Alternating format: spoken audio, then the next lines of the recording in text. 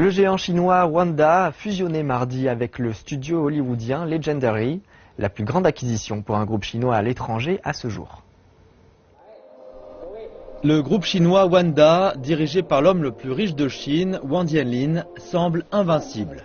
Wanda a racheté les studios Legendary pour 3,5 milliards de dollars, soit 23 milliards de yuan, cash.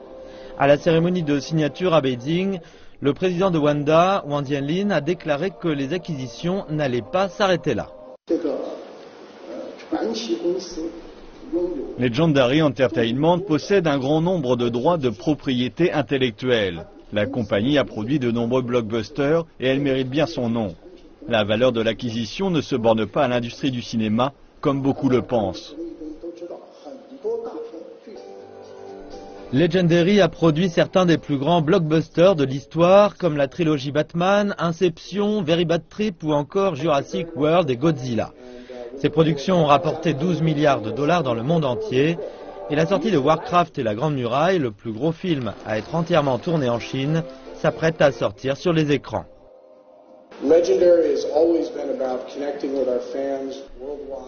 Legendary a toujours voulu connecter les amis dans le monde entier, écrire des histoires qui capturent l'imagination, permettant à des publics du monde entier d'aller s'échapper dans les salles de cinéma. Aujourd'hui, Legendary est aussi l'une des entreprises qui fait du cinéma, de la télévision, des groupes numériques, de la publication, et tout cela va être fortifié par le partenariat que nous avons scellé avec Wanda. Le groupe Wanda veut se diversifier et compte bien se prémunir contre le ralentissement de l'économie chinoise dans le secteur de l'immobilier en déplaçant ses activités vers le sport et les loisirs. L'accord donne au géant chinois qui possède Wanda Cinema Line, la chaîne de multiplex AMC, ainsi qu'un vaste empire immobilier, un autre grand ensemble au cœur de l'histoire industrielle des États-Unis. La différence entre les industries cinématographiques américaines et chinoises est encore gigantesque. Mais le plus important est que nous produisons des films basés sur la culture chinoise. Près de 60% des films chinois sur le marché sont des productions locales et c'est la tendance en Chine.